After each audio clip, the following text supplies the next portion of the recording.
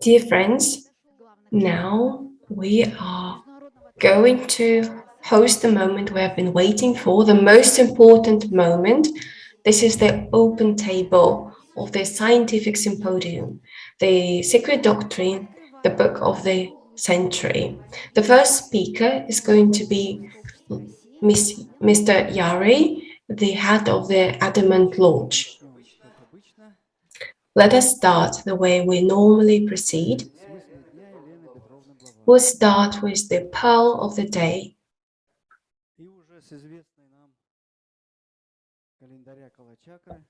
I think you are all familiar with the calendar of Kala Chakra, where you can clearly see, in accordance with the first shlok, Stanza Dzian, the first stance. So let us start with this idea. Yesterday was the day when Miss Blavatsky was born. This is the Nidan of the white hair, which symbolizes this year. As for today, today is the day of the black dragon. As I have told you, the white hair belongs to the lipic energy. So this is the energy of those who were writers.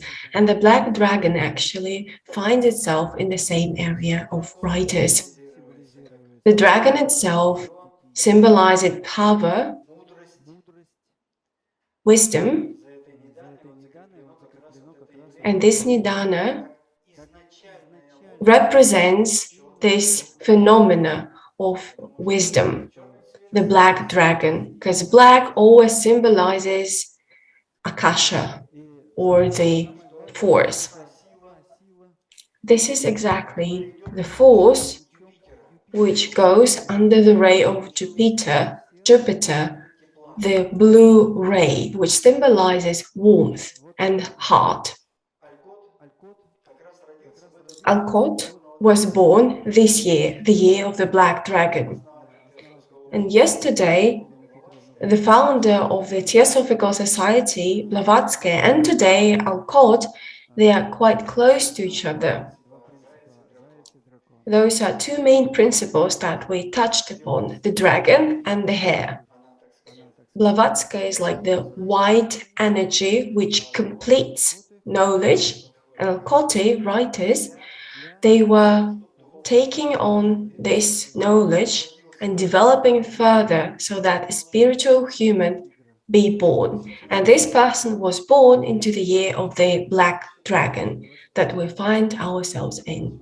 So it is esoterical 2022, which has already come. All other principles and other spheres, for example, white dragon, esoterical year of the black tiger, the months of the yellow dog, the week of the yellow monkey. And today we start a new week. Yellow monkey symbolizes beauty and harmony. And we have to try to achieve this beauty, this harmony, so that wisdom can manifest itself through the warmth of our hearts. As for the cliche of today, for the dragon, it is anger, this dark matter in our hearts. What we have to do, we have to get rid of this anger, and we can only do that by warmth of our hearts. Thank you.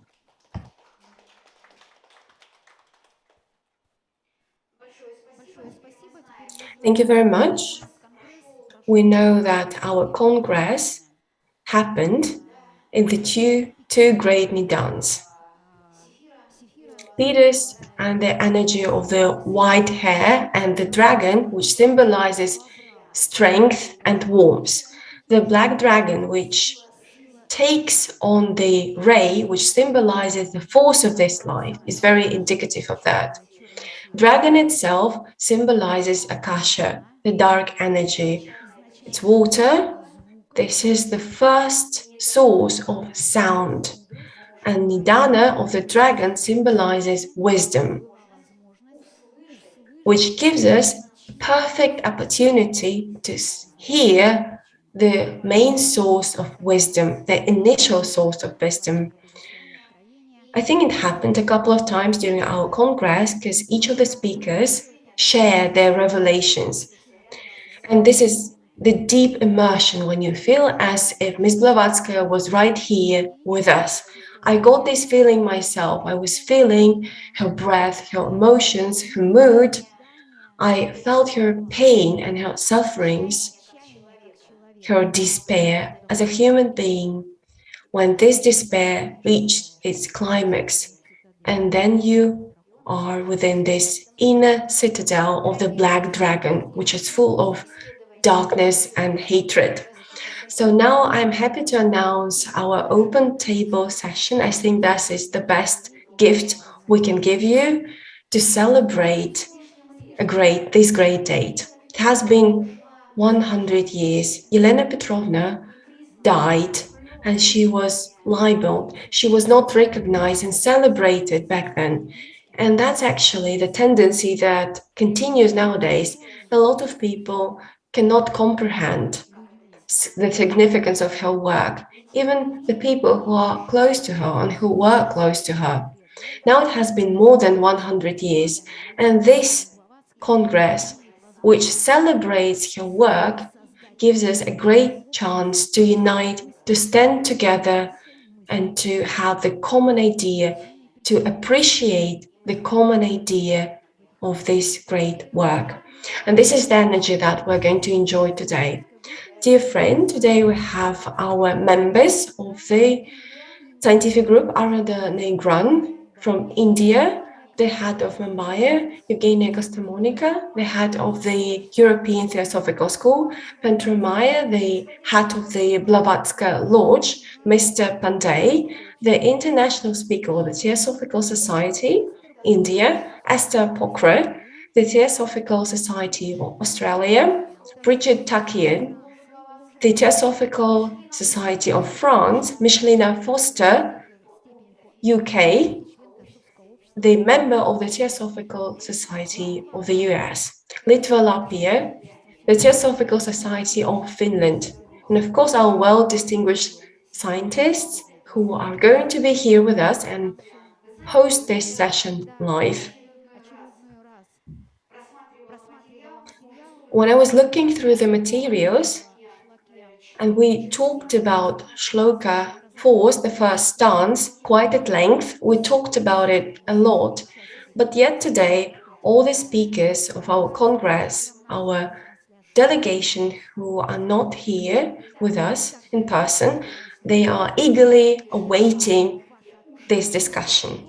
I hope that you're ready now to present your speeches. So what's the stance of Diana? 7 paths were not. The 7 causes, the great causes of misery were not, for there was no one to produce and get ensnared by them. This shloka continues the narration, which we discussed already, something that was said in the 3rd shloka. Those are the same accords, the same melody that we heard before. It's very much like the rhythm of Shakespeare rhymes. This is the same rhythm that accelerates and gets more powerful with each line. This is exactly the same principle. First, there was nothing, but then we can see the first glimpses, and then we can see the first traits of this great work. Those are first 3 stanzas, the description of Pralaya, which consolidates this knowledge. Now we find ourselves in the 4th shloka. I hope you remember that according to the planes of existence, all dhyana planes are distributed in a special way. So this is the first plane of unity, of one. Then the plane of spirit follows. The plane of gods, that the second plane. The plane of the spirit comes third, the plane of images comes next, then comes the plane of creation and mind, which one sevenfold ray finds itself in, that Shakvahata 9 and 10. This is the plane of mind and creation and creativity. And the sixth plane is the plane of nature, the great Hakamaton, which finds itself in the center of all matters that come together. The centrifugal power accelerates there, and then nature starts existing, starts being alive. And then the seventh plane, that's the plane of existence, the plane of life. If you know these planes by heart and you know the way they work, it's very hard for you not to know what actions we should take, what are manifestations and non-manifestations, what are differentiations and non-differentiations that play a role now. This is what characterizes our existence and our planes. The first three stances did not have any time. There was no ahi, there was no mind there. There were no seven ways to bliss back then. There was no consciousness that could suffer and could give us an illusion of suffering, the illusion of living in this world. So the world back then did not exist. Now we're at the very beginning. The fourth shloka tells us about the state of the previous plane of images. Akasha was there, the state of pre-existence was there. I think you know about the great mystery that the third logos is the first manifested logos. Nobody talked about that. This is something that we talked about at length, but nobody discovered that. So I would like to repeat that. The third non-manifested plane comes to existence here. This is the existence when Jia becomes Vahata. So those are threefold bases, which falls into the fourth plane. And as a result, it becomes the ultimate light for humans. This is the light for the universe. Of course, the light for the creation of the universe is in the first stanza. I think you are all aware of the fact that reflection plays an important role. We live in a world where reflection is everywhere. It's ubiquitous. We are ourselves, our reflections, till the day we die. And there is always a moment where we can take a decision, whether it's going to be eternal or external. External is when something that you react to the situations in the outer world. For example, somebody told me today, you have to teach people. And when you take this decision to teach somebody, this is your decision. You can either respond or you go inside. You keep silence and you devote yourself to the dark dragon. I represent the Nidana of the blue dragon. So why should I educate others? Why should I teach others? I can just keep silence and that's it.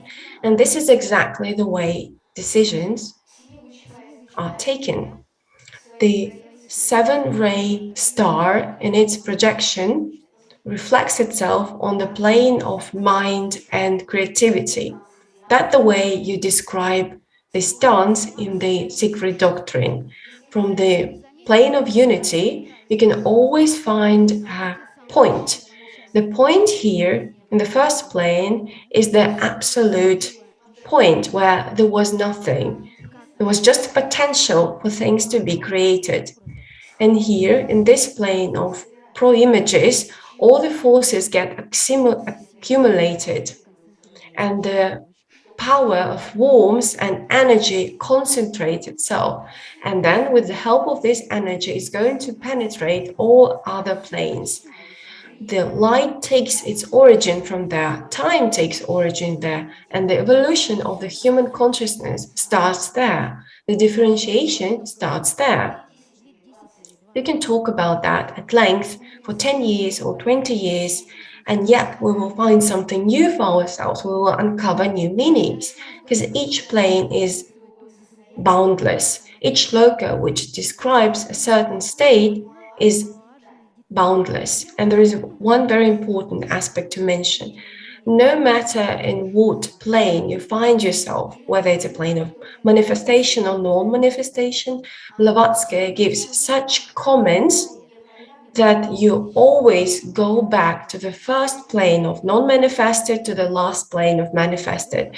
And it happens like a whirl. It comes from one projection that it transfers into the next one from the plane of spirit, then from the spirit plane of creation, the plane of creativity, and then it all goes down to the physical plane.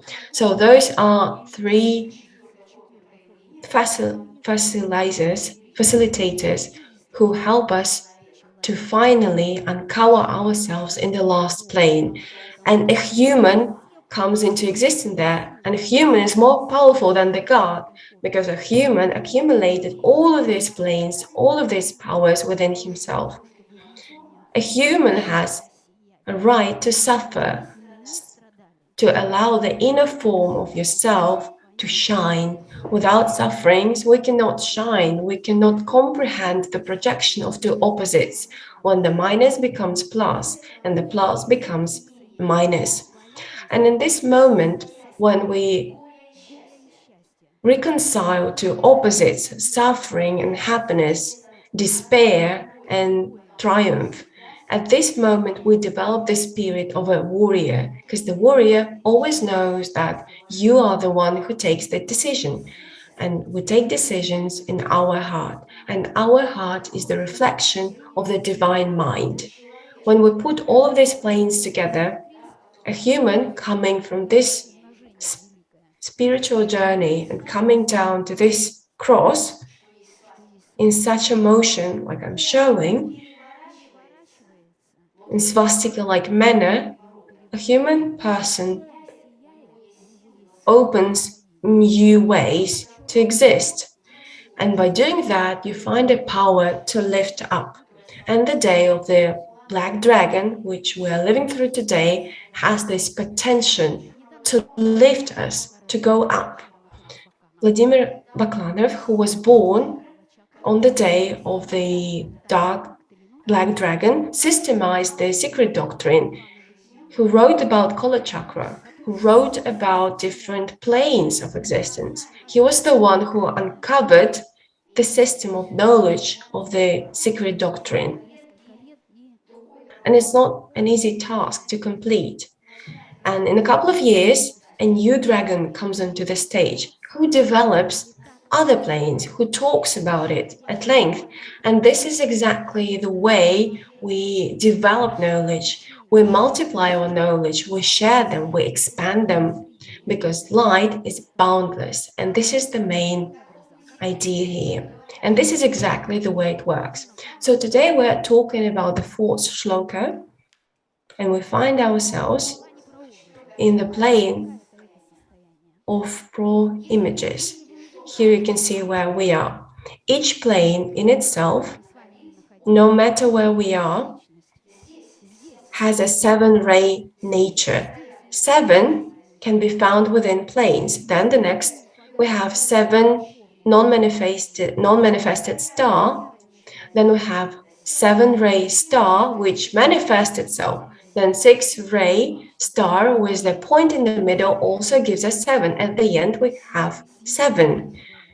All of that describes 7 ways to bliss, which were not, because there were no great reasons to suffer, and there was no one to produce them and to be ensnared by them.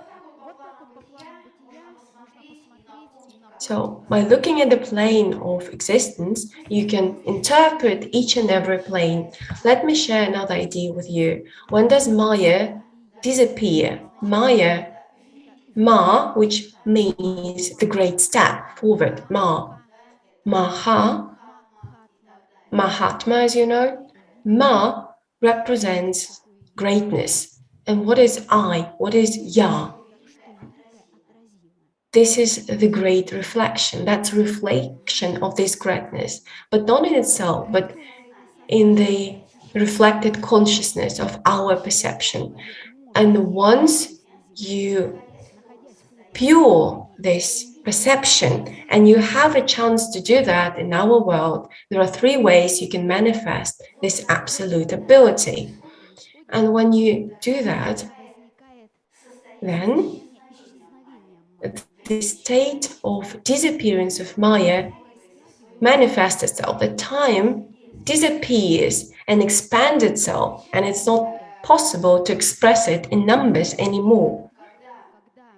This century, when we have more processes which are accelerating, I remember that our speakers told us about the problems in today's society, the problems with digital technologies, and all other sorts of problems. Vladimir Vasilyevich uttered a very interesting idea that in the universe there is everything. We have everything in our universe.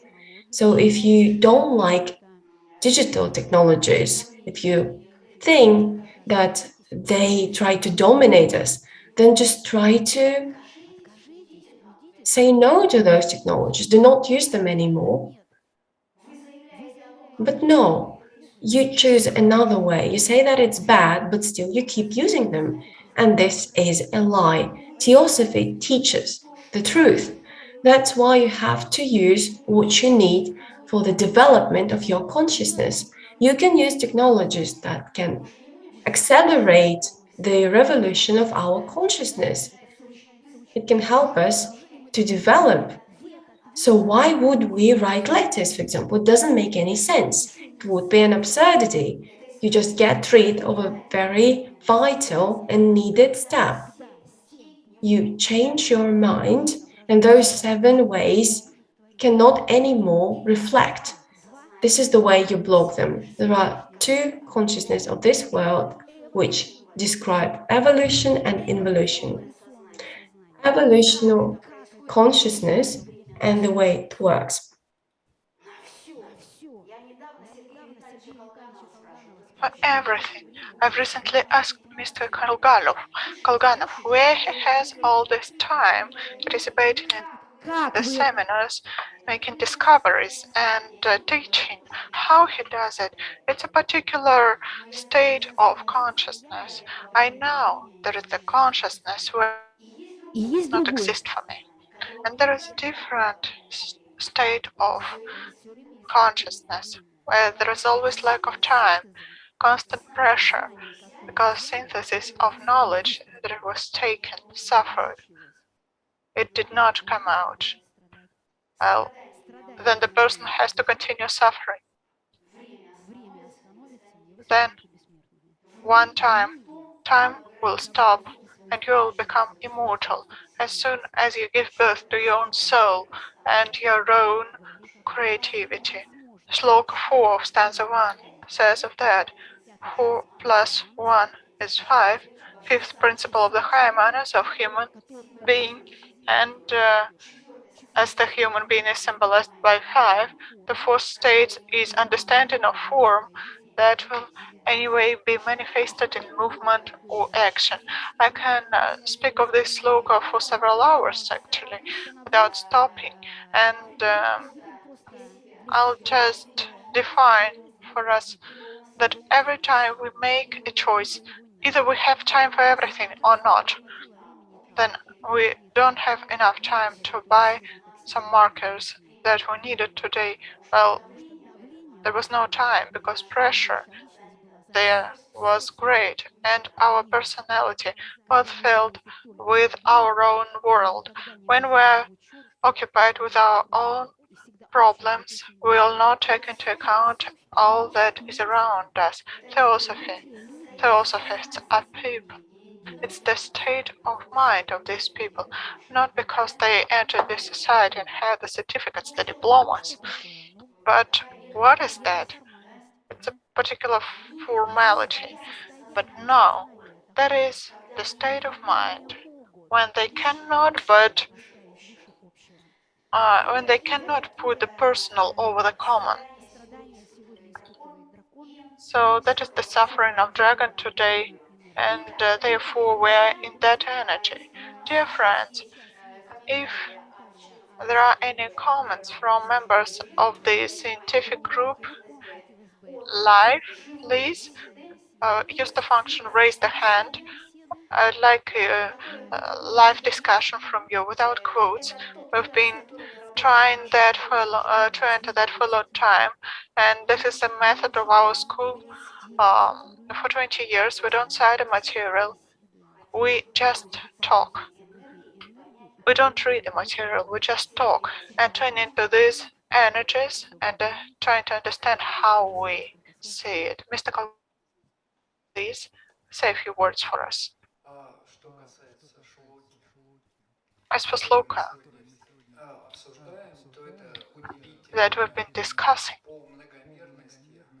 that is a great multidimensional sloka, and in that sloka we see thoughts that sounded even before that in world philosophy. We can remember of Hegel, the German philosopher who mentioned the initial existence of the world mind, after which this mind created the material world. Actually, it's about things becoming personal, things becoming materialized, things becoming solid from spiritual by the use of own thoughts of the personal essence. There are certain thoughts from Immanuel Kant related to that, but anyway, I would like to say that right now we are here with you and we see thoughts about what can await us in the future. As we have an opportunity to live together, most part of humanity. How can we do that? As primarily there was a usual path of life and usual lifestyle, but right now we work over karmic programs. It's becoming faster and faster, and we're getting closer to the X hour when people are divided, and here is when wonders of science will help us. I'm getting back to this artificial reality because we've always uh, dealt with two types of reality. Natural reality, our natural field where we live, but the human being is created after the example of the God, has uh, reasonable nature. So we are creators and we should create. But what should we create? We are creating our own worlds, and therefore we create a new reality, artificial reality. We've conquered our nature in some sense right now, and at the same time, nature needs our protection. It's not infinite, and we've already broken natural development of it. So we can proceed to other worlds, and virtual reality is the third world of reality, which is constantly in its ongoing development. In fact, we've been continuing our revelation of things that started when in the world of solid matter an image appeared. The human being does the same creates its own image and puts it into artificial reality. Who said that karma can be followed only when the person fully feels fruits of his deeds for what he did in the past, and when he feels the result on his own body?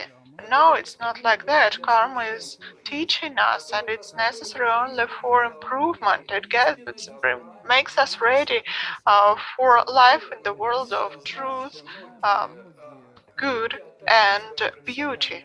Many people are using some simulators for improving their professional skills. For example, piloting uh, simulators where there are situations that could be potentially dangerous.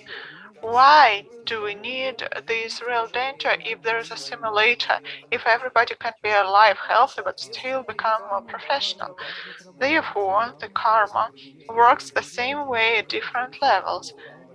Please read on Arima his great work where he mentions different levels of karma fruits. From one point of view, there is intention karma, it is a light version, so to say, and there is also karma of deeds accomplished. Deeds accomplished, that's more hard. So, in order to work over our karma, it is not needed for us to feel effect. We can do it through feeling of worlds, of high artists, great artists, creators of artworks, through cinema, through computer games. Finally, well, it's computer reality, and if evolutionary, there is a desire of lower astral. What is then the condition we should come to? Do we need to seek it at all? If finally we come to the united, to the single, um, I mean, do we need our own desires to be accomplished? Of course, no.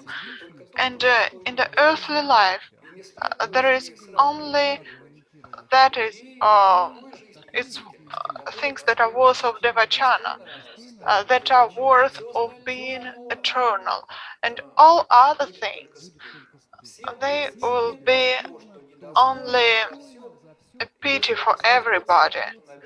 If it's smothered, then it's okay. But if we remember, then um, it will always be shame for us. And if it's a shame, then that is the indicator showing what we have from animals and what we have from personal human. If the person uh, does not have shame, then he understands that animal deeds are okay for him or her. But if he's raised with shame, then so there is something human in him. Unfortunately, there are some psychological trainings done in order not to get red when there is something responsible to be accomplished. So it's not that good. If somebody is not ready to follow this higher state, I mean, Devachana state, the higher world state, there is an opportunity to live through karma right now, through feeling things that are lower. They're infernal worlds. Please, you can watch horror films, films with violence, and feel it on yourselves. Please watch films like Stupid and Even More Stupid, Woman, Dinosaur from Beverly Hills, etc. And you can read author Conan Doyle, Agatha Christie,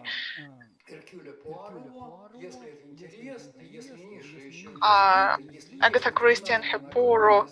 And if there are some criminal intentions in you, then modern humanity is living through it. by watching these detective films, like in numerous series, and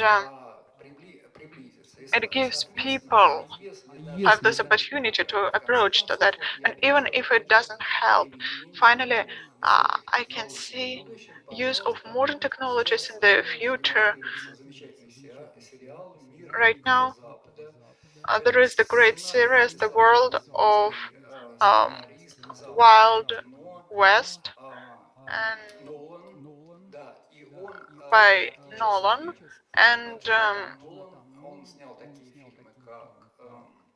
he's the author of films Prestige, Interstellar, and right now he's been writing the script for this film that will show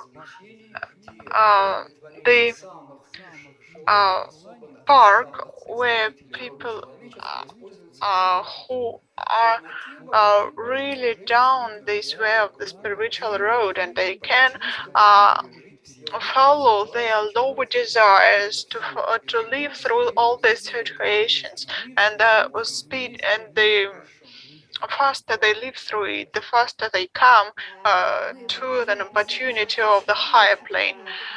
We're approaching sloka 4. So what is the way we associate ideas of Mr. Sergei Vitalyevich concerning the seventh path to bliss that were not? What was put by karma, and karma is accomplished by a person himself. Karma starts a movement from this prototypes plane where we are right now in sloka 4, and all karmic events were mentioned by Mr. Sergei Vitalyevich. We are moving through the material of the Secret Doctrine. Esther Pokrant, ladies and gentlemen, from Australia, and we are listening to dear Esther for your commentary. Thank you very much for inviting me, and I must say that it's almost midnight here, and my fellow Australians are wise and they're asleep, because maybe that is why I'm the only one representing Australia here on the East Coast. However, you've been great mentors, and I am just a baby here, and as I said, there are many more or much more wiser people in Australia than I am. However, they're asleep. This particular shloka is interesting for me because it seems to culminate before the fifth sloka in stating everything that is not, until we get to the night of the universe in shloka 5, where darkness alone was. And we've had up to that point a total dismantling of everything that our mind conceives, because our mind anthropomorphizes everything. And in order to empty a mind, we need to go through that process of it's not this, it's not that. So for me, it is an emptying of the mind. It reminds me of the sunyata process of Buddhism, getting to a mind of emptiness, and part of that is our reactive mind. It's those paths to misery. And even when we're going through the meditative process, if we get caught up with blissful states, imaginary states, visionary states, our mind is still full. So the other thing that struck me, numerically, number 4 seems to have an esoteric value. I was very interested in what you were saying, Eugenia, in your explanation of the 3 and the 4, which come to 7, which actually I'm going to talk about when we do the overview of stanza 1. But the ways number 4 seems to signify strength. Everything that manifestation is actually a show of strength and potentiality once manifestation happens, a manifestation of the universe. So it's interesting that we've come from the universal mind, which is the Trinity, as you explained too. And I love your diagrams, Eugenia, they're just brilliant. I'm a visionary, I'm more of an artist. The way I look at things when I read inspire me to intuit, to go deeper, and the art process in itself is conducive to entering a field that we normally that is beyond the visual, beyond the world that we normally see. In Aboriginal culture, there is this term Yariy, which means being still in nature. And it's also that concept that's in Japanese culture, which is forest bathing. So art, to me, is another way of bathing in something that we might be focusing on or trying to come to a deeper meaning of, or an understanding that's actually beyond words. Yet in number 4, we have the ways to bliss, which are the things that hold us back to getting to that state of inner knowing that is deeper than the knowing that we think we've got through, as you say, Eugenia, you said we don't want to quote, we've quoted enough. This is more about going beyond quotes into a deeper inner knowing, when we know, rather than again getting into the head stuff, as Elena Blavatsky keeps on reminding us, to intuit. Do not read what other people have interpreted the secret doctrine to be, but go into an intuitive state. So I guess at 4, we are still reminded, I think these are reminders of what we still need to undo, which is our attachment to bliss and our aversion to misery. So once we've transcended that, we're getting closer to what is being described or being dismantled in stanza 1, the whole of stanza 1, to get to an open-mindedness that is uncluttered with the things we run towards or we run away from, which are the manifested beings. So if we want to attain or understand the absolute, we've got to undo all of that. And so, of course, it stanza 4, everything that is the potential for manifestation, including our nidanas and so forth, are not. And so that's a difficult thing to conceive of. So that's my little musing on that one. It also reminds me of the Gate Gate, you know, the Heart of the Perfection of Wisdom Sutra, where, you know, which is part of that Sanyutta, that Buddhist way of emptiness that is actually fullness. When you get to that state of emptiness, everything is there. Thank you. Dear Esther, thank you so much. And we are listening to Mary Petra Maya, the United Kingdom, the president of the Blavatsky Lodge. Your commentary is sloka 4, stanza 1 of The Secret Doctrine. Please be quite brief, if possible. Yeah, thank you very much. You all have done such a brilliant summary. There's nothing more to add, actually. I just want to go back to the Nidanas. where HPB says that the Nidanas belong to the most subtle and abstruse doctrines of the Eastern metaphysical system, and that in the end is all based on karma.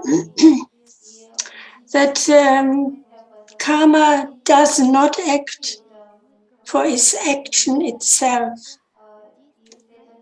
It is man who plants all the miseries he is harvesting now. And that karma only adjusts the effects of our deeds.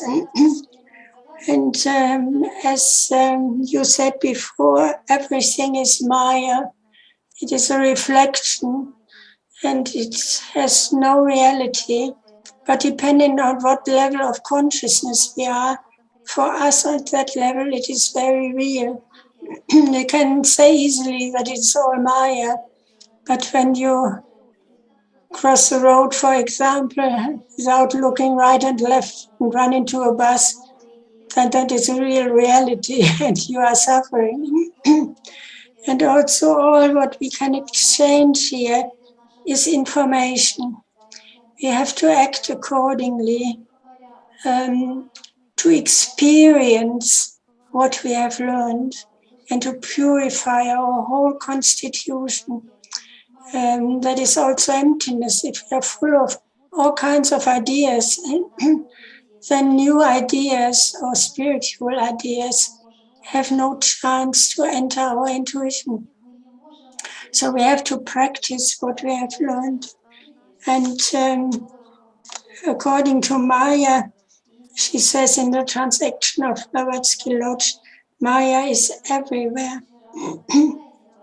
And Maya is itself an aspect of Sat. We have to experience the opposite to learn that we cannot ignore the ancient teachings and all the wisdom contained in it. And that is why gatherings like this is so important, because we can listen to each other and get ideas from all kinds of different aspects. And that one which impressed us more, we are most likely to follow up. And whatever we read, whatever we do, whatever we study, it is meant to activate our intuition. And where we direct our energies, these results will come about. That is for me what the archetypes of the universe or the eternal ideas represent. If we direct our energy constantly, the answer might not come immediately, but that is always what I do when I have a question and don't know how to solve a problem. I always guide my energy in that direction. And most of the time, an answer will come from the most unexpected sources. And that is what we can try to overcome the nidanas until they have no effect on us anymore. And that we intuitively realize what our goal is and what we have to do. And that is when we learn true brother-sisterhood. And we feel that we are all one. And then we can help to bring about peace and happiness. With all the technical equipment we have, we can reach the whole world when we press just a button. And that might be sometimes a bad idea for bad information, but it is also a good idea. I always compare it with a knife. The knife is completely neutral. You can cut a slice of bread, but you can also kill somebody with it. It always depends how we use information and what we can find out. We have to practice and then we gain wisdom, I think. I think that's all what I have to say.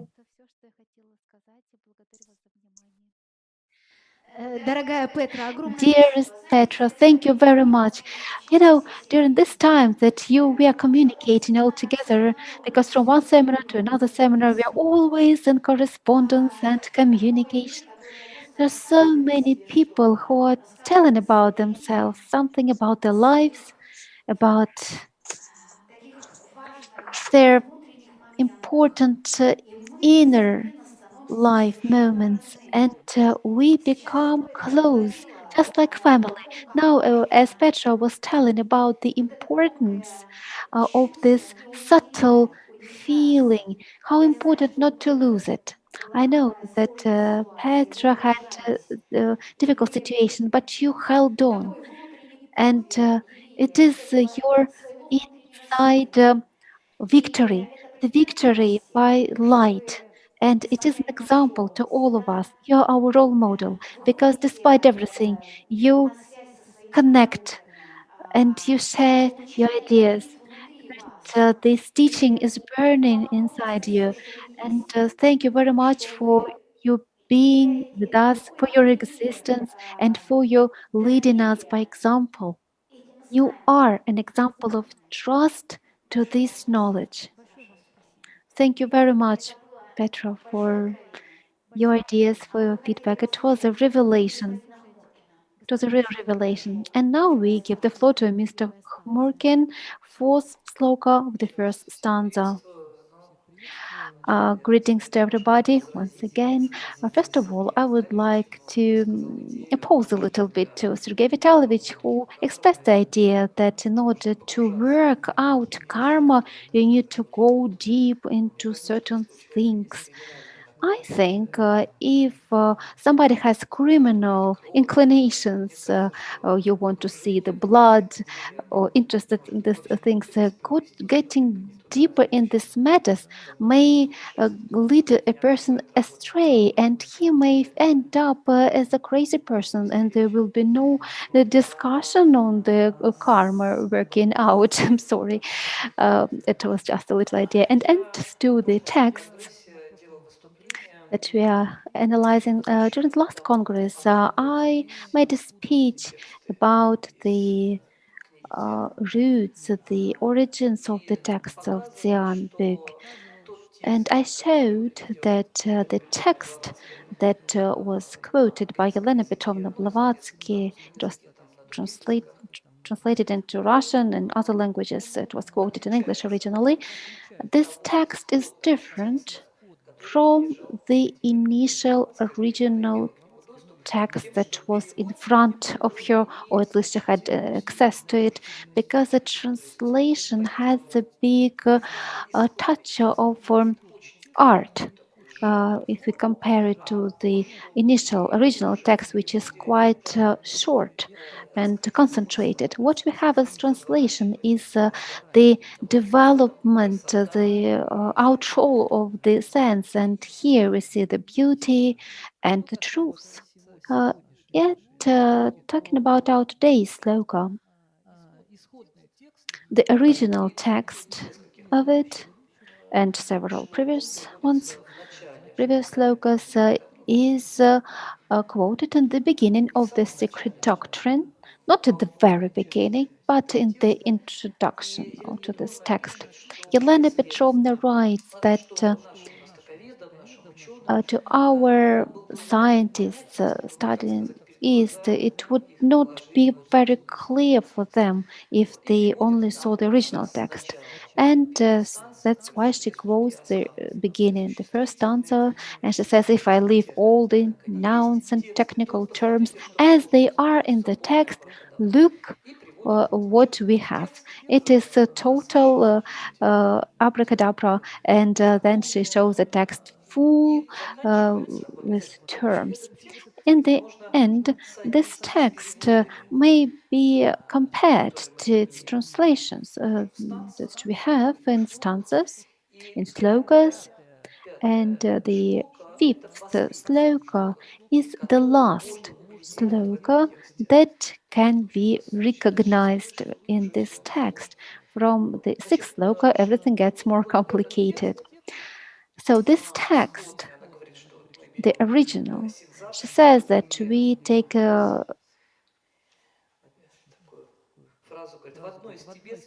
she says a phrase in one of the Sinzar versions of the sloka looks as following. Let me quote in the transliteration, not like to bit.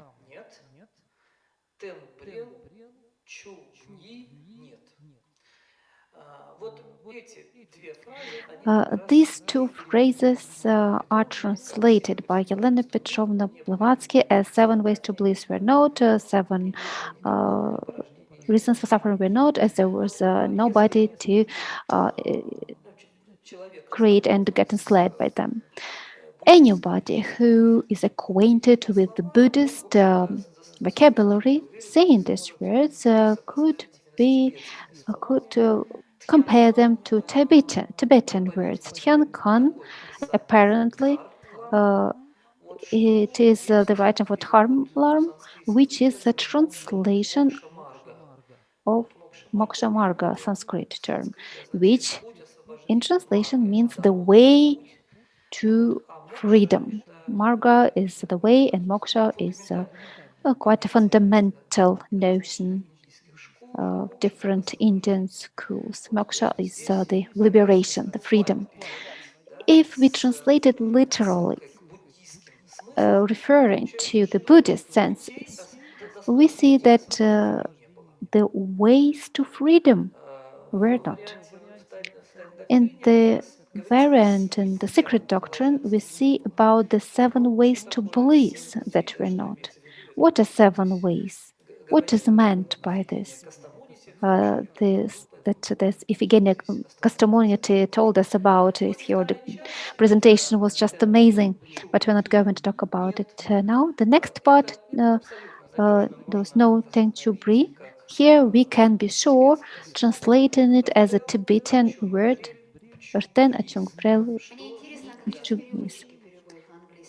I wonder are the interpreters doing now? Is it clear for our audience? Okay, there are some words that can be compared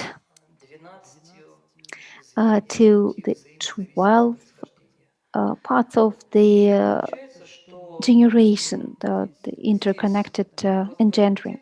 And in this text, there was no seven reasons of suffering. And then there is the outrolling of the sense that Madame Blavatsky invests this text with. She adds the explanation why they were not. But in the original text, there is no mention of it. Thank you very much. Please, to the interpreters, explain to our audience that Georgy Georgievich was using the Sanskrit Tibetan terms. And we are giving the floor to Mr. Pandey, who is with us today all day long. Another hero of Theosophy, the lifelong member of ITR Society, international speaker, Mr. Pandey. Your comments, please, very shortly, 3 or 5 minutes, first sloka, first stanza. You're welcome, Mr. Pandey. The floor is yours. Thank you very much. Again, my hearty greetings to all the participants in this Congress. The Stanza I, as we know, is describing the night of universe, Pralaya state, in the terms of negatives, because its attribute cannot be described in the positive terms. As we know, it consists of 9 slokas, and the stanza and sloka from 1 to 3 have described that eternal parent wrapped in her invisible robe, and then sloka 2 said the state of time was not, and sloka 3 universal mind was not. Now in sloka 4, the 7 ways to bliss, the great cause of misery, were not, for there was no one to produce or get snared by them. Now we see some of the phrases, what are these represent and what they have to, how to understand that. 7 ways to bliss, there are 7 paths or ways to the bliss of non-existence or nirvana, which is absolute being, existence and consciousness. They were not, because the universe was so far empty and existed only in the divine thought. Now, seven ways to bliss refer to certain faculties of which the student to know more when he goes deeper into the occultism. This is what is stated by Blavatsky. However, the seven ways to bliss have been considered in various contexts, also by theosophical writers. For example, it is said that seven ways are the seven degrees of initiation: wise, extreme enterer, once returner, not returner, arhat, followed by 3 degrees arhatic, higher arhatic stages of the last called arhat of the fire mist, or the seventh initiation. Tisubro had mentioned about seven meanings for the book of Light and Path and seven ways to interpret it, and also saying that one of the interpretation that it can lead to seventh initiation, which is a Maha Chohani level or Bodhisattva level. In the talks on the path of occultism, Leadbeater mentions about the full adept who transcends all the seven principles and rises to its first. So each principle, when we transcend, we get a blissful state. When we seven or transcend all the seven principles, that can be considered as seven ways of bliss. There are seven other ways in which the Arhat may be thought as of entering the seven world of rest eternal. It is, in one way, those worlds are the seven subplanes of the Atmic plane. As you know, the adept consciousness reaches Atmic plane, and Atmic plane has seven subplanes. So each of the subplanes can be considered one way of bliss. That means seven way of bliss is represented by seven subplanes. It is also mentioned that immediately beyond the fifth, Akasha or Jivan Mukta, Akshesha or Jivan Mukta, initiation, seven higher paths open before the adept for his choosing. Prem and Ashish say that the seven ways to bliss are in fact the means by which the aspirant masters each of the seven paramitas, or perfections, which are described in fragment 3 of the Voice of Silence, by Dana, Shila, Shanti, Viragya, Virya, Dhyana, and Prajna. The perfection of each of these paramitas will mean the ways of bliss. They also say that the seven ways of bliss are the same as the great cause of misery. For the former are the way up, the ladder of the soul, and the latter are the way down. The actual ladder is the same in both processes. The ladder is made of the levels of cosmic experience or grades of outwardness, of which our physical sense world is the outermost or the lowest. These levels all spring from the fundamental polarity of the one reality. The seven cosmic levels are two unmanifest levels, Father and Mother, or spirit and matter, primordial duality, and then five manifested levels, universal mind or buddhi, higher mind, lower mind, desired nature, and the physical level. The way up is the same as the way down because in both cases the ladder is the same, made of these same levels. Viewed as the way up, they are the seven ways of bliss. As the way down, they are this great cause of misery. This cosmos is the course of the soul, and the course of the soul is the cosmos. Just as the practice of paramitas is a way up, so the practice of attachment to the subtle or gross forms on various levels constitute the way down. Then we see the great cause of misery are mentioned as Nidana and Maya. The 12 Nidanas are the cause of being. Each is the effect of the antecedent clause and a cause in its turn to its successor.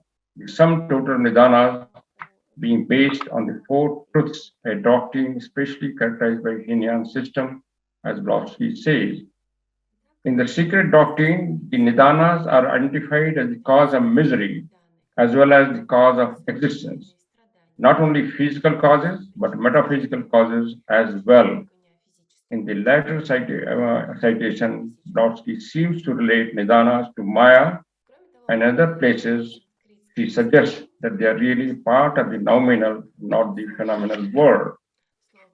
She writes in The Secret Doctrine, in the opinion of an experienced occultist, one who has verified the whole series of nidanas, of causes and effects that finally project their lost effect onto this our plane of manifestation, the forces we know of are but the phenomenal manifestation of reality we know nothing about it, but which were known to the ancients and by them worshipped.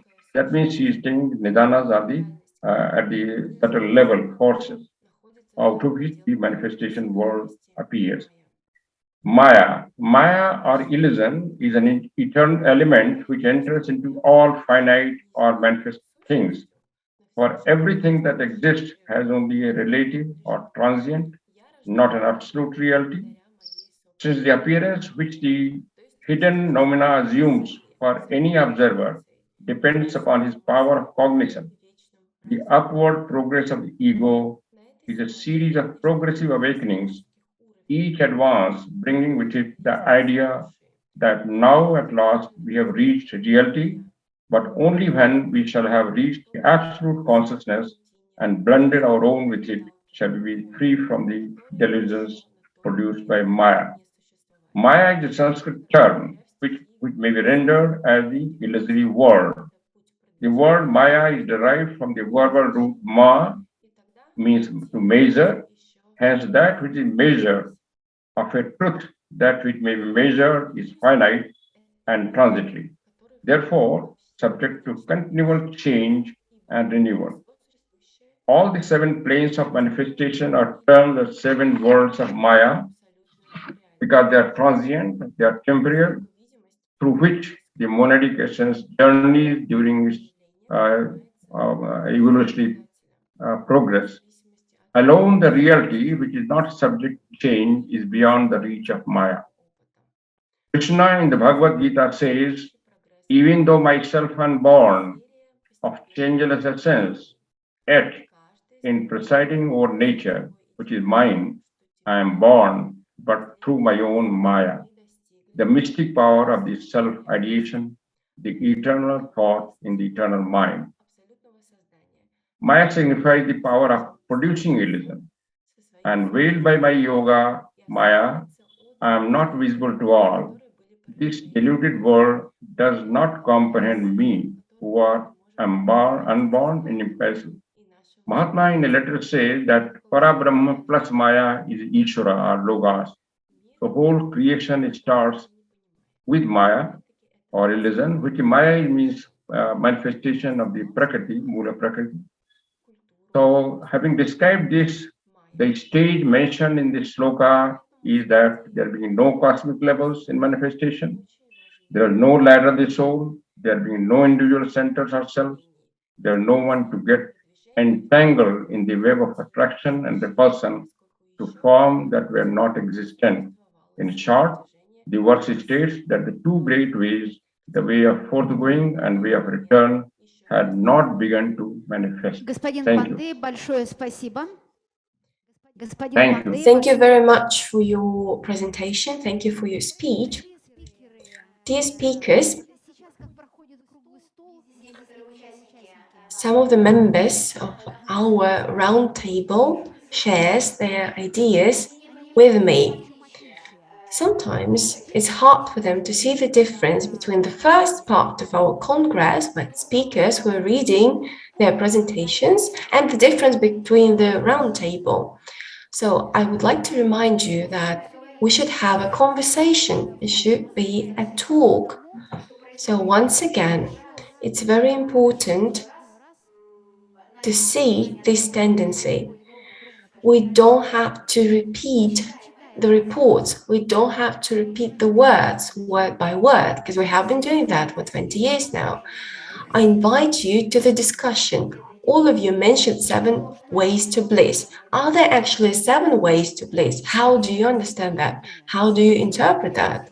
7 ways to bliss are the same as 7 keys to happiness. So those keys are ways to open this state of blissfulness. But there is only one key that at one moment can open all of those 7 ways. So one single key with a turn of which you can open 7 ways. With one turn, you don't have to turn it 7 times. It's just one single turn that opens all 7 ways to bliss. That's just food for thought, something we can talk about, a very interesting component on the shloka. So what is this turn? How can it open 7 ways all at once? How you can open the sevenfold nature of it? What is the speed you need to develop? What's the strengths you need to develop to be able to do that? So it's just one single turn rather than 7 turns. Now it does not exist, it's not possible. But those are turns that are not manifested, but at some point in the future, they are going to manifest themselves. This is the movement we are developing, and this is in constant flux. So this is this moment when the turn of the key turns. This is the moment when it dawns on us, when the truth becomes clear. So I want us to talk about it, to see this turn, to feel it, and to have a discussion about it. Igor Turley, would you like to share your opinion? Maybe you can say a couple of words. It would be really interesting to hear from you. Can you first introduce yourself, please? I'm the secretary of the Russian Committee of the Theosophical Society. I would like to add a couple of words, like a follow-up speech to what Georgi has said already. Georgi told us about the way you can interpret shloka, and there are different ways to do that. And it always refers us to Maya and Nidanas. So that's what we talked about. In the voice of silence, you can hear the references to Nidanas and the connection between Nidanas and 7 ways to bliss. To be more accurate, there are actually references to 4 truths. Those are the 4th truth of Buddha, which starts from suffering, then a way to find the truth. But what is actually the truth? How truth shapes our world and our perception of this world. What Maya is, what role does it play? All of these questions can be seen from the modern scientific point of view. Holography perception of this world is one theory to explain that. With me, there is my colleague who is going to talk about that in greater detail. So in a couple of minutes, I'm going to give him the floor and he would educate us about that. And now referring to the first speech we heard, there was a very interesting remark about the way modern films can influence us. And he mentioned quite a list of different films. Some of them were quite violent. There was Interstellar, quite a nice film, I guess, and you cannot actually put them on the same level. Especially, I guess, for me, they are quite different. So films can also be a way to interpret ancient science and ancient works and knowledge. And that's good because we have many different films devoted to that. Matrix, maybe, can be called one of them. Biological extension, there is no direct link, I guess. But I really like this way that films can help us interpret knowledge that we received from past generations. And if you can use films for that, to connect to the past experience, this is a good way, I guess. This is something that can help us expand our knowledge, widen our horizons, and educate ourselves. We can learn theosophical studies and different phenomena and works in this sphere, which is very helpful. So films can be a really helpful tool here. It can be the power that will help us to improve ourselves. As for the films, I would like to add, when you watch a film, you experience certain emotions. For example, when you get into a car accident, it's quite different from where you actually get into a car accident. And when you see the way it feels, for example, 10 times you saw car accidents in the film, then karma will pay attention to that. On the one hand, it's a great tool to give you these sensations that you do not feel, and then you will fill up this potential and get an opportunity to experience a whole range of different emotions. Let us talk about the secret doctrine. There are many ways for us to see modern films, modern culture, but what we're interested in is the secret doctrine. So I think on our agenda, secret doctrine should be our first priority. So let us not talk about films, because that's not what we are all here for. You mentioned full truth. Yeah, that's a very good point to make. They corresponds to the false truth of Buddhism and many other truths in other cultures. Why are there 7 ways to bliss? And why are there just 4 truths? Where do they take their root from? Is there anybody who would like to answer this question? We always refer to the planes of existence. Unfortunately, I do not have colorful markers so that I could draw them all individually. So let us try to answer this question. Why are there 4 truths and 7 ways to reach them? What's the connection between sufferings and 4 truths? 4 truths are 4 planes of existence. And they start the evolution of the human consciousness. That's pretty simple. The plane of creativity, the plane of education, the physical plane, and the first plane that we mentioned. So all of those represent ways to bliss. Let me count. Here you can see these are 7 critical points to make this conversion, to make this transformation, to change our consciousness. Without this, you are not able to progress from one plane to another. You cannot get subtle knowledge, you cannot improve yourself, you cannot hone your knowledge, and you cannot evolve. That's why 4 truths, yet 7 ways to bliss. That's the way it works. The combination of these nidans are based on 4 truths. I think we showed you 1 hour presentation quite many times, and in the animation you could see how different planes interact with one another, how they come together. 12 nidans or 12 reasons to suffer describe this manada route, manada way, because when you put 1 and 2 together, you get 3. And as a result, that's the basis of our existence. Manada goes through 7 planes and 7 planes of existence. That's why it is the power of transformation. I will not tell you about the turn of 1 key that opens doors to 7 ways to bliss. We'll talk about this a little bit later. Arnie Narend is going to take over the Blavatsky Lodge, India. We would like to hear your opinion. Maybe you can just tell us briefly, not reading from the text, briefly tell us about your impression of the 4th shloka. Yes, see, these 4 slokas are actually the genesis of cosmogenesis, which means they're very, very vital in understanding the entire stanza 1. It's a midpoint, as you see.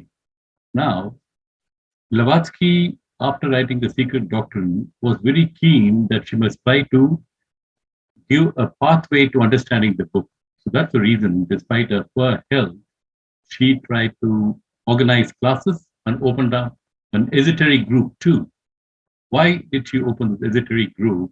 Is because she wanted to make a differentiator between a general theosophical member who is an aspirant, all right, but a more serious student of esotericism.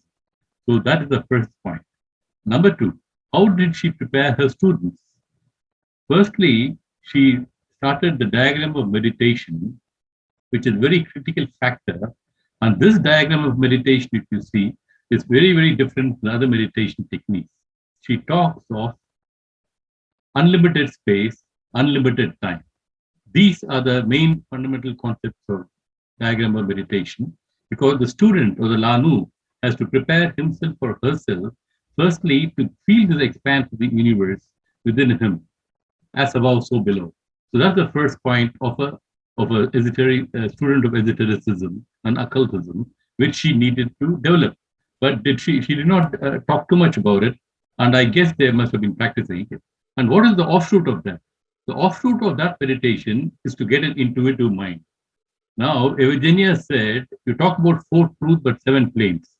The other 3 planes are actually a spin-off from the transcendence. As you move up the 4 planes, you come to the Antakarana. After you move up the 4 planes, you come to Antakarana, which is a bridge. This bridge takes you from the lower manas to the higher manas. And there you get moving upwards up to the Buddhic and Atmic plane. So that's the reason the higher triad, they call it in theosophical language, is the hidden meaning of things. It's only after you move up the 4 steps of the lower 4 planes that you can come to the Antakarana, which is the bridge, which is the unseen bridge, and then you jettison up towards the higher planes, higher manas, Buddhic and Atmic planes. That's in short is the preparedness for a student of Blavatsky. Thank you.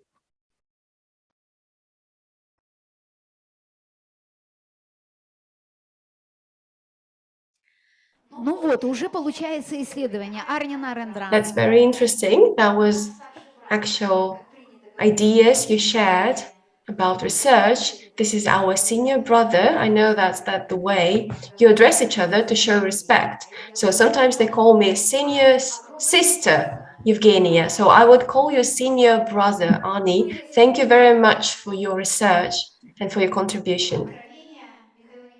Now we're going to listen to the revelations of Mr. Churakin. The floor is yours. Dear friends, can you hear me well? Talking about this shloka, one has to mention the following. These 12 nidains, the main reasons that show us challenges that a human being has to overcome to expand their consciousness. And in the commentaries, when we talked about shloka and some of the comments from the London school mentioned the following fact. Some disciples from the London school interpret questions in the following way. There are some quite debatable issues actually that we talk about and discuss about at length nowadays. These agents that help us to transform, that facilitate this transformation to lift up illusions that we live are quite new tools. Without these tools to improve ourselves, we won't be able to leave this sphere of sufferings. The laws of karmas shows us the causal link between our sufferings and ways to bliss. All our sufferings happen, as Blavatsky says. She mentioned that in various works of her. So the reason of our suffering is the fact that we see ourselves as a separate entity from the entire world.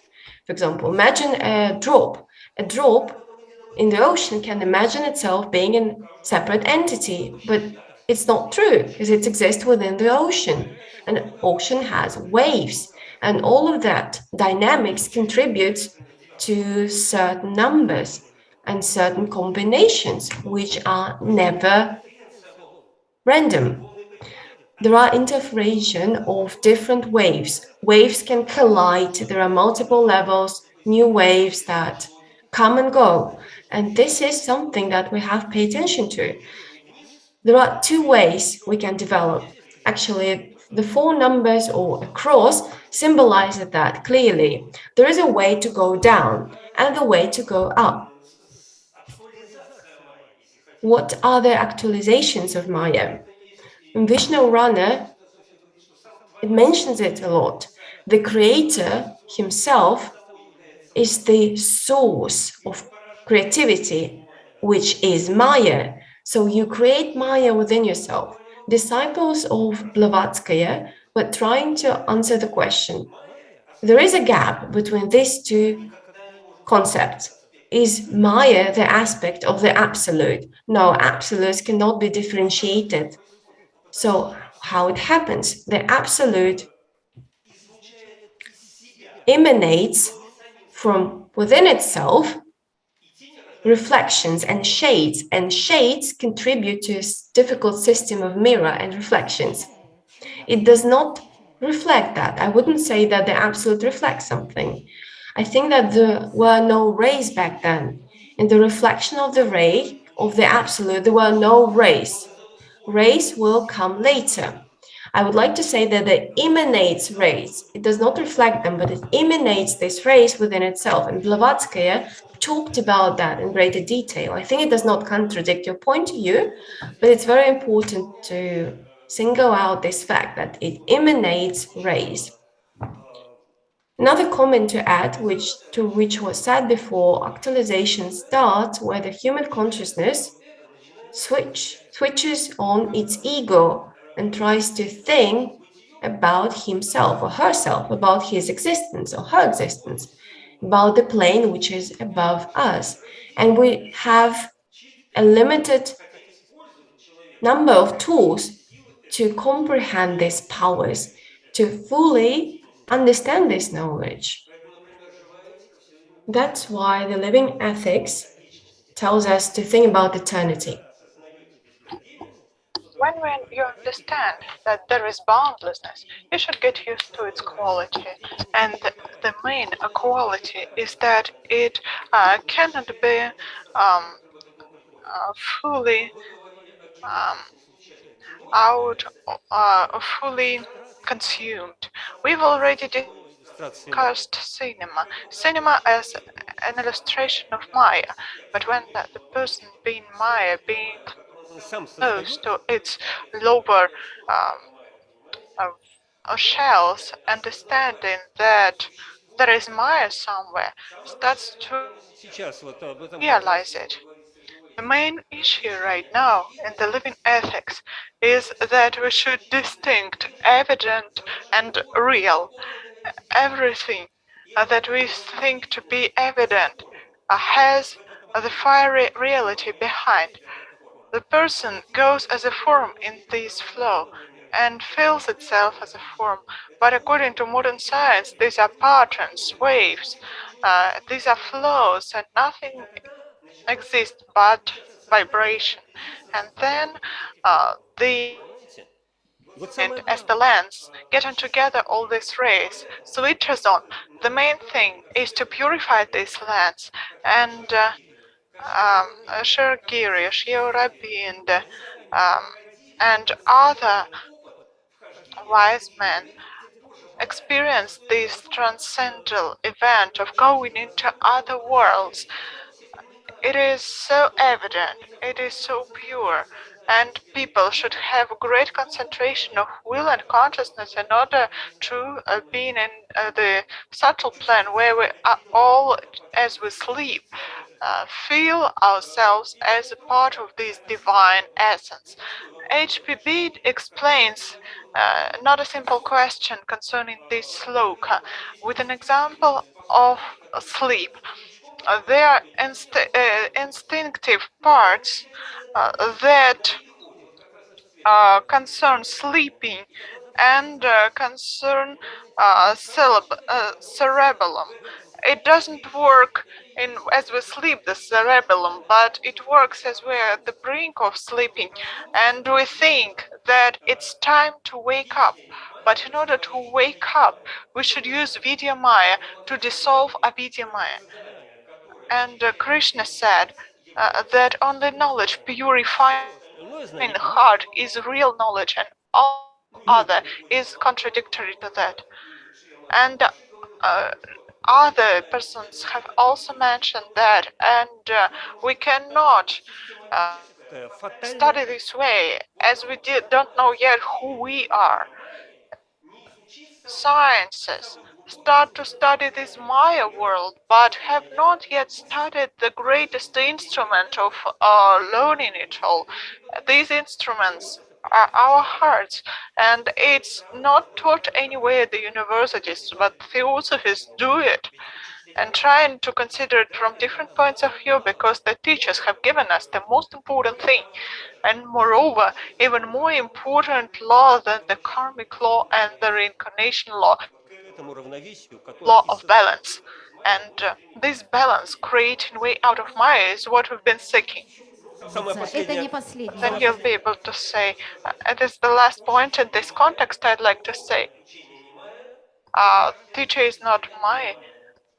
Не Майя. Spiritual teaching is not Maya, and spiritual hierarchy is not Maya. Thank you. Thank you so much. I'd like to mention that actually, apart from vibration, nothing exists. But apart from vibrations, there is emanation. Two states, emanation and vibration, two states of one single. As there are different states, but emanations are born as vibrations get one into another. Yes, we can say it like that. And HPB said there are reasons for differentiation of Maya. If it's not cause of anything at all, but here in that line, in this phrase, I think there is the essence. Because differentiation starts, Maya starts, Является ли причиной Майи, как она может but быть? is Maya the cause? Can it be the cause of anything at all? In this phrase, she put Да, по Майе, чем more ответ. questions than answers she gives. And each and every of us answers these questions at some point of life. In that state, when finally the human being goes towards light, then he or she will answer these questions, whether Maya is the cause for his own individual consciousness or not. Reason for differentiations and aspects of differentiation and aspect of all the other. If we put it all together, then this question is solved. Yes, I like it. That we accept it. The United States of America, Michelina Foster, would be happy to listen to your comments concerning this sloka. Could you please tell us something new probably about this or that notion or term mentioned by H.P. Blavatsky in the comments? To me, the slogan starts off with the symbolism of sleep. And when the great one, the one, starts to awaken, nothing is there. Nothing is visible or sensible or sensationable. And with that essence within ourselves, it is like we dream. And as we dream, things begin to take picture, which is Maya. And the Maya itself begins to show. The symbol of the 3 and the 4, to me, become the will of the one, the love wisdom aspect 2, and the manifestation 3. And the 4th key ingredient is that point of reflection, which we call mankind, the one that can reflect the divine into the material, the lower 3 then. So we have the 7 and the 7 paths to bliss. Bliss is not a method, it's a way itself. And the bliss itself is that which we find at the end of the cycle of which we are a part. And it is into the bliss, is back into the one. Through that bliss, we find ourselves traveling all of our journeys, all of our ways, all of the time. What we see around us, we call Maya, because it's a reflection of what's around us and within us that is reflecting out. From this idea of reflecting out, we create our worlds, and it is within these worlds that we live and move. And it was in the world of the one that we have our being. So reflecting out, we are, as the great one would ask a question, and we are the echoes of that question. How does this work? Why does this color look the way it does? Where are we? Where are we going? How will we have a family? How many children? How will we direct our world? We are the questions that are emanating from the mind of the one. And in this reflection, we find our bliss because it is the only way home. Thank you. Вы знаете, мы знаем, что As you know, Michelin travels a lot. She's recently come from the great travel to Nepal, and her book, her presentation are numerous on the internet. Dear Michelin has sent them to me. I've looked at them, and I'm really impressed when the person travels a lot in order to help other people. Then there is the sense of getting back home. It's actually what we're talking about, because every time you travel, but not for yourself, for the other, and then you come to your real self. Thank you so much, dear Micheline Foster, and we would like to listen to our main speaker, the person to whom there are many comments in the internet, to whom there are so many questions, whose speeches at the Congress are numerously watched. Sergei Pavlovich Rashupkin. I'd like to mention this sloka from the other point of view. This sloka describes the plane of prototypes, or the situation when no forms were yet. And I'd like to say that modern quantum physics, in fact, confirms it. In science, there's been constantly a fight between for how to describe the world until the beginning of the 20th century. The world was always described in images. There were other notions, but they were always images. And the quantum physics has shown that by penetrating the micro world area that seems to be impossible to touch, but right now there are some tools that allow to touch upon it in this or that extent, of course. So we've come to the point that our world is built upon non-formed objects. I said that they are objects. Object already has the form, but actually these particles don't have any form at all, don't have any shape. And there are those who would like to get back to old notions when the world was built upon concrete objects, but Theosophy says it's impossible. Our world is based on non-shaped objects.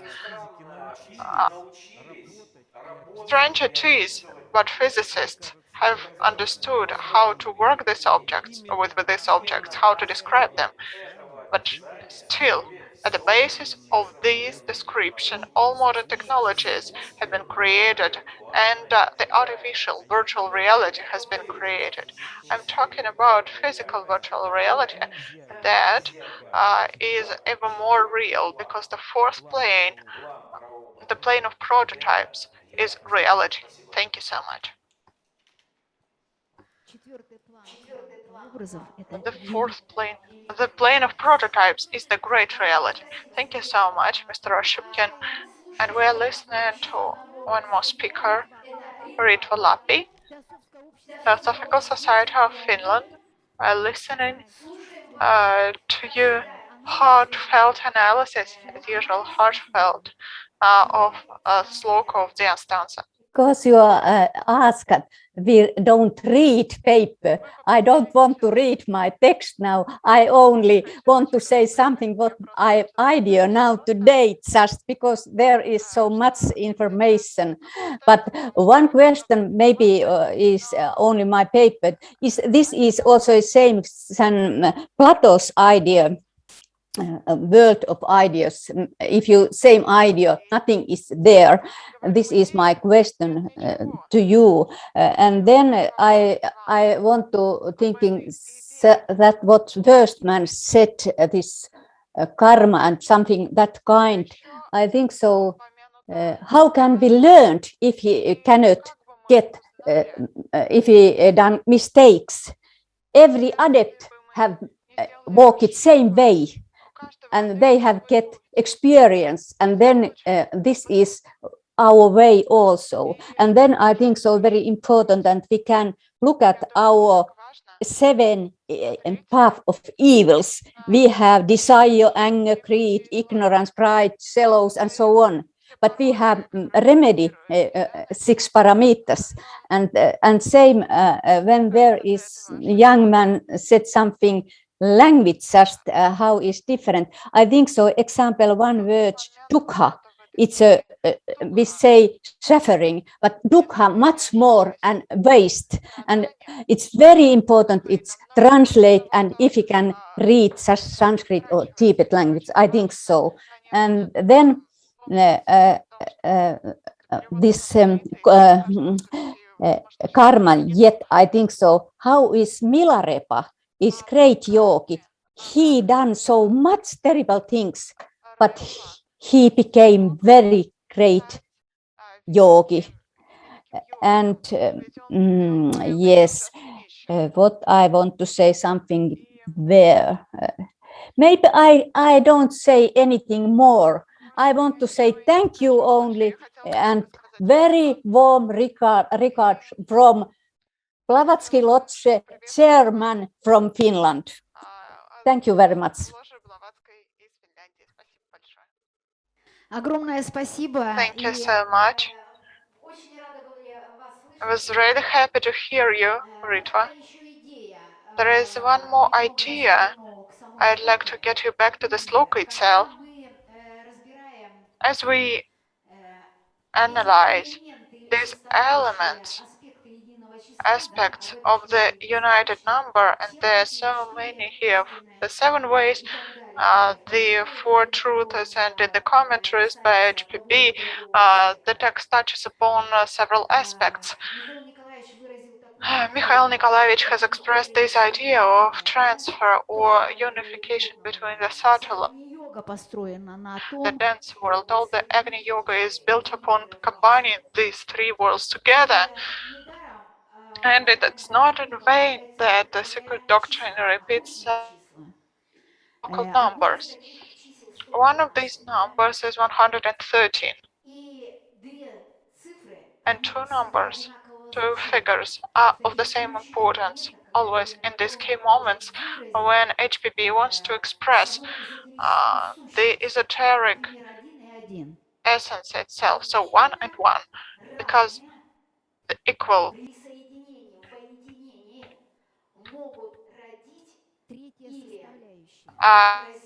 as several points are combined, there is the third 1 and 1 are combined. There is the third point that emerges, the subtle and the sensational plane. The plane of formation can be combined when the equal is among. As you know, many occult schools, theosophical philosophy schools, religious schools, please look upon how religious, but how symbolic this round table is. When we're in the round table, we're equal. There is nobody who would be more important. And even in the physical form of esoteric presentation of number of geometry, there is a great idea of combination between the dense and the subtle planes. It will only be possible between the equal ones, because only equal ones will be united by the equal level of wide consciousness and deep thinking process.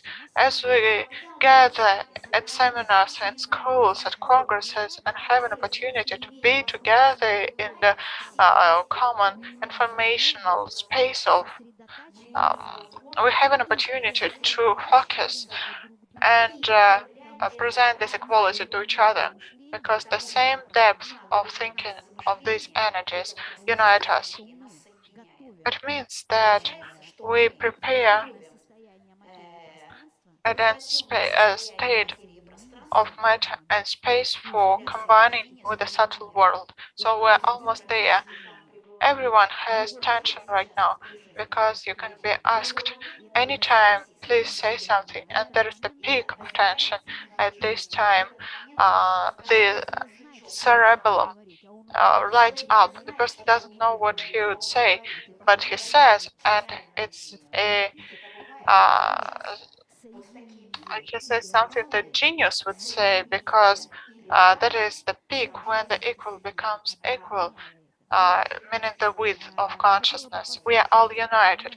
I would like to listen to members of the Theosophical Society, Anacleto Lodge, Moscow, members of the Theosophical Society from Nizhny Novgorod. Svetlana Tutina, please tell us a bit sloka 4, stanza 1. So the 7 ways to bliss were not, and there were not no great causes of misery. And we understand right now that we're in the point where there are the 7 ways to bliss, and where there are causes of misery. And I also would like to return to previous speakers. Much was said about karma, but the word sin was not pronounced. Of course, living through karma means living through sins. When Maya was created, when from this ideal plane of prototypes we emerged in this world under moon.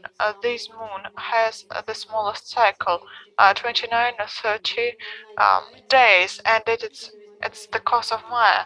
We should remember about it. And in fact, right now, the humanity starts to unite and feel unity through it in particular, and it's so important to realize. Furthermore, on our way to bliss or to nirvana, right now it's important to, as we are as humanity, we are Adam Kadmon, we are cells of this joint human organism, and we are equally responsible for the whole earth. We should feel that responsibility. I think to teach to every kid, to every person in this society, what we should teach them is the notion of sin and of the way to bliss out of suffering, because right now it's one of the problems of humanity. Thank you so much, because as we gather around the round table in the common space of sloka, we think that people have already studied that we are not opponents to anyone.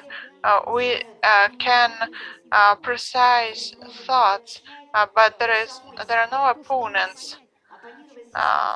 In order to understand what Sergei Vitalyevich was talking about, we should study a lot. So before opposing, we should just pose these questions to ourselves, and then we'll understand that there is no sin. The sin is the religious lie, but theosophy is above every religion and above every cause. What religious notion you were talking about right now? So please just let us talk about theosophy. Thank you so much, and I'd like to listen to Vladimir Vasilyevich Yariy. You have 2 minutes before the moment we finish, and before you draw conclusions. Please talk a bit about the sloka. You can comment following the previous comments. I know you have a lot to say. Please.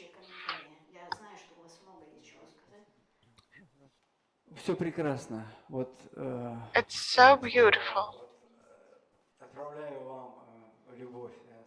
I'm sending you love of my heart and warmth of my heart altogether. At being at such a height, being at the height of planes of being right now. We are here. Let us imagine that is the height we are at, the summit. And here is the eternal breathing. If we come to breathing of eternal life like that, we'll understand that we are breathing, we equalize this breathing to ourselves, but we do not notice it. This breathing comes out automatically at inertia, but when did this inertia start? Where did it come from? The whole life. But we can imagine that it came from this point, and stanza 1, sloka 4, is only that power that will once be a prototype, the force contributing to creating a prototype. And we are all here in this fourth stage of this breathing that can bring this prototype, this breathing to life. Let us imagine where you are, and when you understand it, then it becomes alive here with us, not somewhere far away. There have been several points mentioned that I started thinking. When a person comes to learn something, and then he can say, oh, you're all crazy here. But why? Because there is no reality to touch and to smell. It is not, but it's inside ourselves. How to explain this great eternal breathing of life? How to bring it to a person? Probably we can somehow use this power of our consciousness, because this power is inside ourselves. It's not somewhere. We have this opportunity. Thank you so much, and that is why, in order to feel the reality, Karma let us understand that we're here. Thank you so much. From Paris, the Theosophical Society of France. We are listening to you. The floor is yours. Everybody, thank you for inviting me to this research session. I wanted to propose a small study about the Nidana, which are mentioned in the stanza sloka 4. So Nidanas are said in the Theosophical glossary to be the 12 causes of existence, or chain of causation, a concatenation of cause and effect in the whole range of existence through 12 links. This is the fundamental dogma of Buddhist thought, the understanding of which solves the riddle of life, revealing the inanity of existence and preparing the mind for nirvana. In the glossary, it is said the Nidana belonging to the most subtle and abstruse doctrine of the Eastern metaphysical system.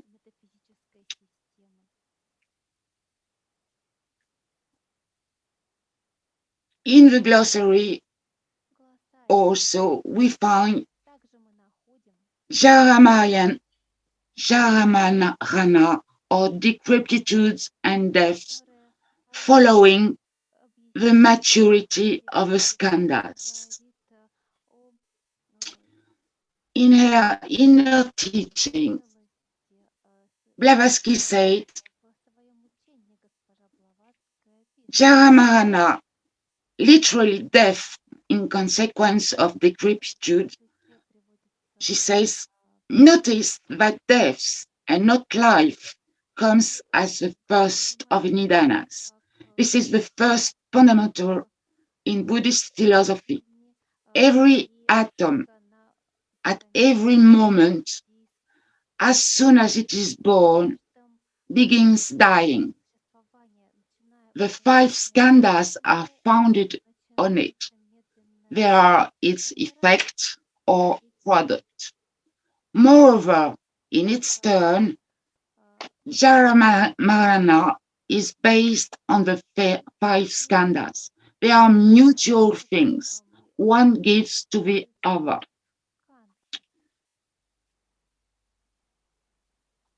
Blavatsky also said that these nidanas do not are not all caused by ignorance. They are produced by Dayanshawans and Devas, who certainly cannot be said to act in ignorance. We produce nidanas in ignorance. Each cause started on the physical plane sets up action on every plane to all eternity. They are eternal effects reflected from one plane to the other on the screen of eternity. In a letter, Master Kutumi said, it is a group of skandhas that form and constitute the physical and mental individuality we call man or any being. This group consists in the exoteric teaching of the 5 skandhas, namely rupa, material properties or attributes, vedana, sensation, samjna, abstract ideas, samskaras, tendencies, both physical and mental, and vijnana, mental powers, and amplification of the 4th, meaning the mental, physical, and moral predisposition. We add to them two more skandhas. They are connected with and productive of Sakaya Ditti, the heresy of or delusion of individuality, and of Atavada, the doctrine of self. I conclude my contribution to the seminary by quoting the inner teachings of Blavatsky, the 18th meeting, where she says, of course, nidanas and the productions of bad karmic effects and Maya are at the root of every evil. If we knew what we are, we would not do such things. Every one of us thinks he or she is a unit and something very grand in the eyes of all the authorities upstairs that you may think of. We are simply a drop of water in the ocean, not to be distinguished from another drop in the ocean, That's all we are. This sense of separateness is at the root of all evil. You know, there is no correspondence, no analogy, except the one I gave just now. This will be my conclusion about the Nidanas. Thank you for your attention. Dear Bridget, thank you very much, and all our applause to the French Theosophical Society. Greetings to Paris. We were so happy to see you, to hear you. Thank you for reminding us about Skankas, Nidanas, an integral and very important part. Thank you very much. And now the floor goes to Evgenia Kostamonity, the European Philosophical School, Greece, Athens. I'd like to hear some conclusion, summing up, and final comment from you on our slokas. Thank you. Thank you very much, Evgenia. In my short talk yesterday, I shared some ideas on the 7 ways to bliss.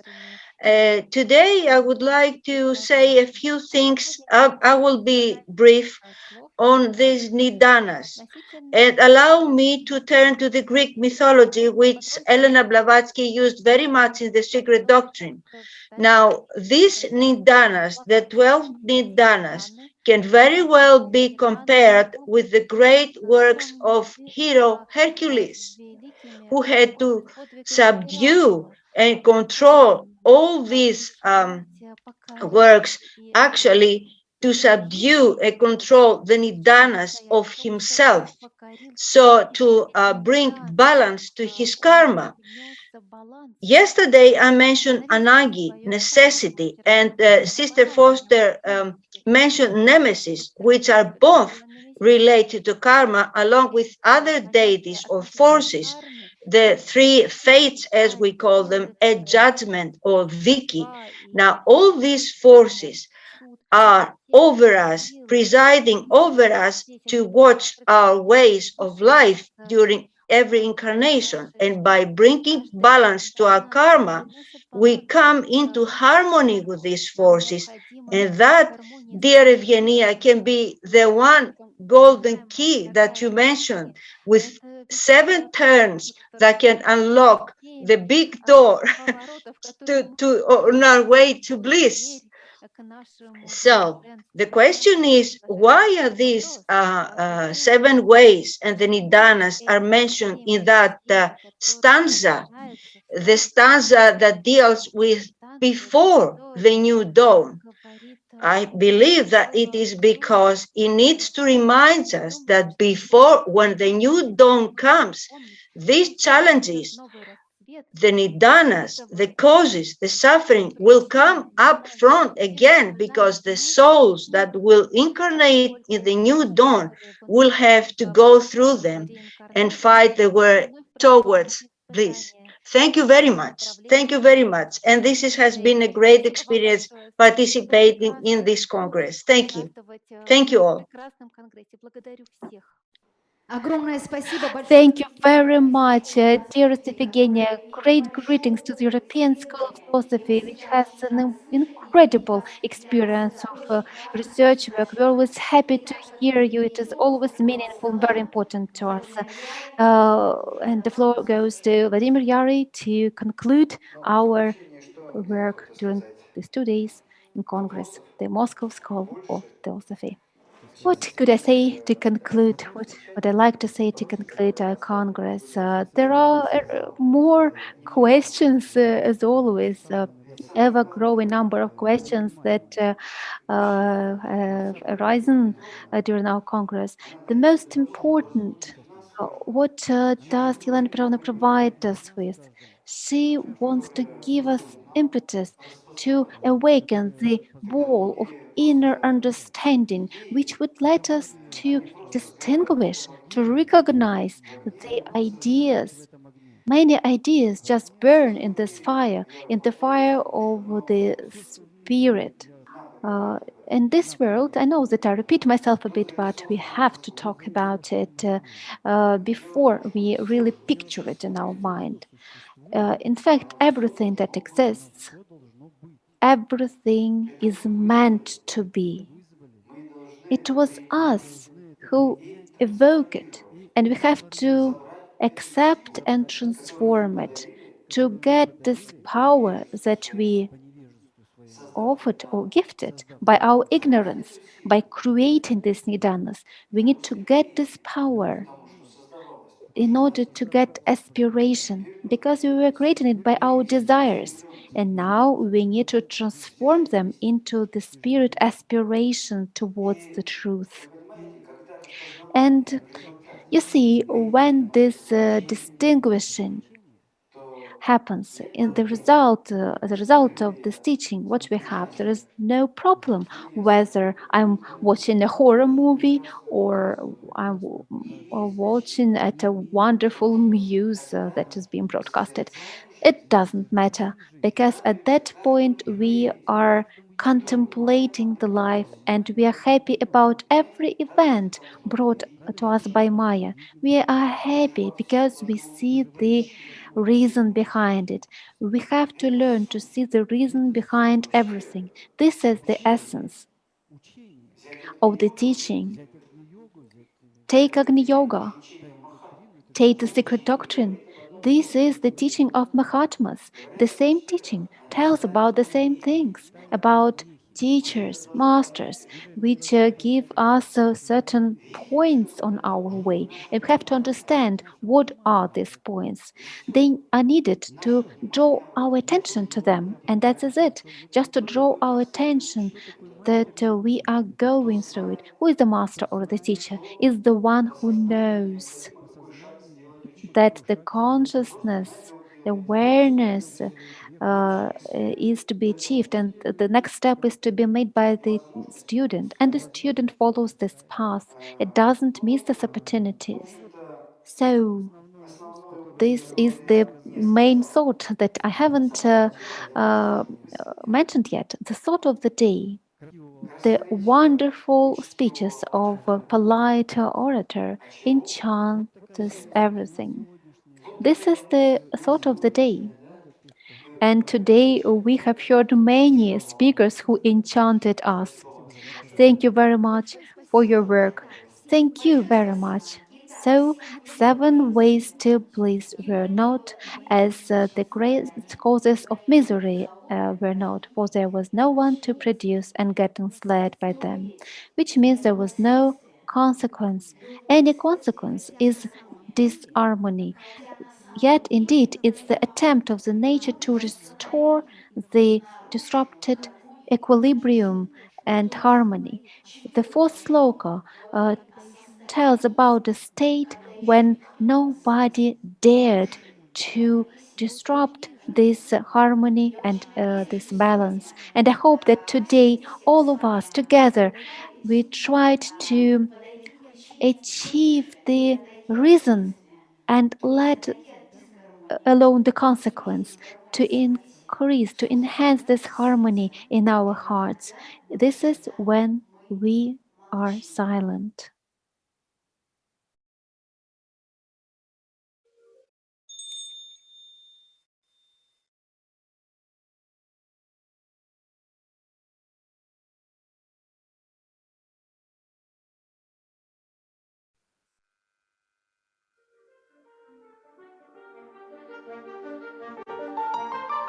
Дорогие делегаты Конгресса, Dear delegates of the Congress, the scientific research group today started the fourth sloka of the first stanza of Dzian. Thank you, all of them, all of you, for your work during the round table. The Secret Doctrine, the book of the third millennium.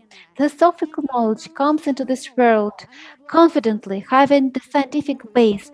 They are able to answer any question, to explain any event from the scientific point of view. This knowledge is provided to us by Elena Petrovna Blavatsky. The actuality, the need of the Stanza Dzian Learning by Elena Petrovna Blavatsky is evident, obvious today. Learning the secret doctrine, we are affirming the name of Elena Petrovna Blavatsky and acknowledge her immense input into the world science and culture development. And today, every one of us who was here, who was online with us today, theosophists, scientists, participants of the Congress from different countries of the world, we brought into a little effort in order to acknowledge the name of Elena Petrovna Blavatsky.